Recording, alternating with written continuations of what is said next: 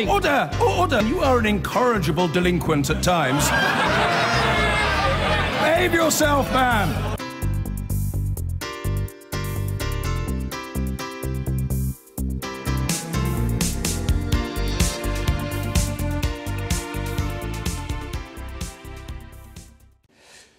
In the last few minutes, the South African President Jacob Zuma has survived a vote of no confidence in his leadership.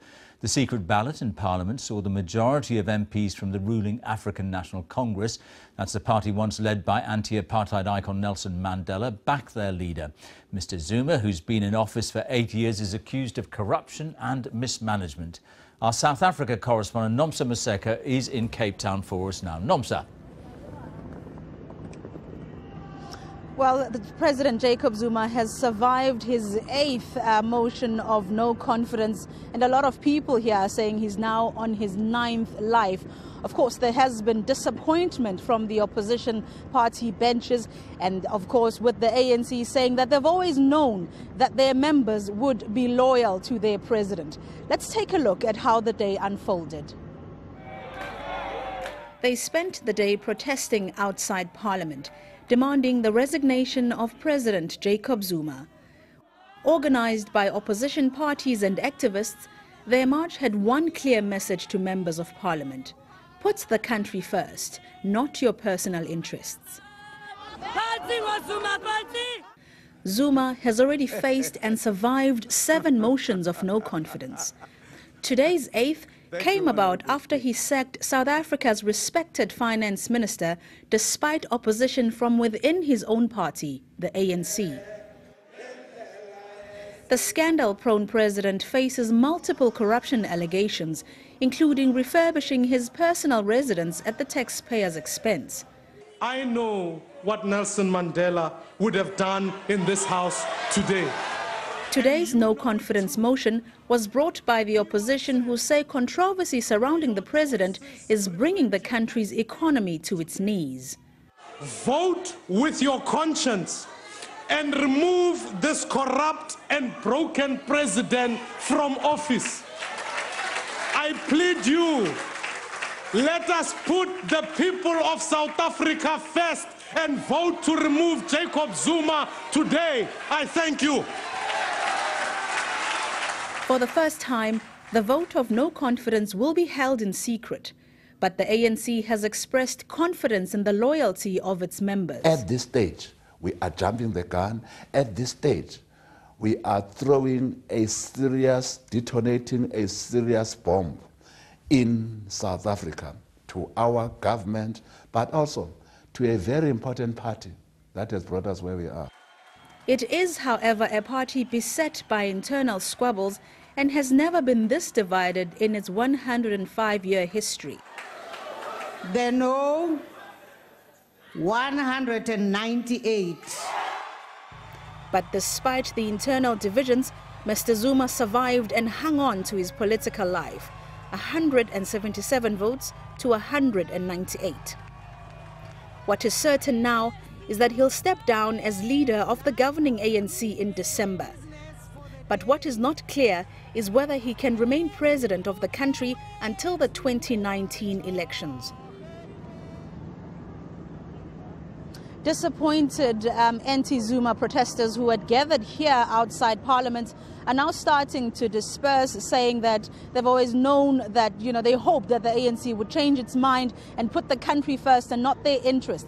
At the same time, the hundreds of pro-Zuma supporters are still singing as they wait for President Jacob Zuma to address the parade. Nomsa, thank you very much. Now, under the presidency of Jacob Zuma, South Africa's government has strayed some way from the straight and hopeful path trodden by his most illustrious predecessor, Nelson Mandela. President Zuma is mired in accusations of corruption, and that's putting it mildly. Then there's the underperforming economy. Today, under the cover of a secret ballot, MPs on all sides had the chance to drive him from office in a vote of no confidence. They ducked it. No one shimmies quite like Jacob Zuma, nor wriggles free from so many scandals. Celebrating another great escape tonight, though for a while it looked touch and go. His opponents had billed it D-Day, time to dump the president. So often they've marched in hope. Today, some had great expectations. The people of South Africa, they stand up in numbers and they decide for themselves. We can't love like we love now. We stand up and say, Zuma, you must go. A big police presence outside Parliament kept protesters apart from ANC loyalists. A dangerous gulf has opened up in this nation. The people of this country have full confidence in the ANC and the president of the ANC. Do the right thing today.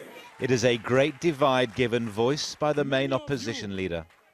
Vote with your conscience and remove this corrupt and broken president from office. Then an unprecedented sight. MPs casting secret votes to decide Zuma's fate. A process designed to allow ANC MPs to rebel, safe from the threat of reprisals. But when the government benches broke into dance, it was clear who'd won. The no, 198. The motion of no confidence in the president is accordingly negative. Dreams dashed as darkness fell. The ANC's opponents fell suddenly silent. Critics of President Zuma will say this still young democracy has flunked its greatest challenge yet. But still, the leadership crisis goes on. The ANC and the nation is more deeply divided than ever. Jacob Zuma is going nowhere for a while. But the direction of South Africa hasn't looked this uncertain for a quarter of a century. And John joins us live from Cape Town tonight. John, I mean, given the allegations against the president, I think a lot of outsiders will find it frankly incredible he survived. How did he, and what happens next, do you think? Yeah, he's a regular Houdini president. Every day seems to bring a fresh scandal, and yet nothing ties him down for long. Tom, three main reasons. First of all, the African National Congress sees itself as a liberation struggle, not a normal political party. It values almost military-style discipline. Secondly, Jacob Zuma quite obviously still has his hands on the main levers of patronage and power, though not quite as strongly as once he did. About 30 MPs voted against him from his own party tonight. And thirdly, most importantly, is to do with what happens next, the succession battle. Come December, Jacob Zuma stands down as the leader of the ANC, not president of the country. The favourite to succeed him is Cyril Ramaphosa, at the present time his vice president. Why would Cyril Ramaphosa's supporters, of which there are many, want to rock the boat now if they think the prize is going to come his way in a few months anyway? Have to say tonight there is hopeful talk from opposition MPs of somehow impeaching President Zuma through the court system. I think we have to conclude that on his track record, he'll survive that too. OK, John, let's see. Thank you very much indeed. Big day in South Africa. President Jacob Zuma, tainted by corruption allegations and an inappropriately close relationship to a wealthy business family, the Guptas, faced a vote of no confidence in the parliament. It was a secret ballot, so members of his own party could knife him in the back without detection. It was quite a moment. MPs waited for the result of the vote. Those on both sides engaged in some competitive singing of a kind that we might think we should introduce here.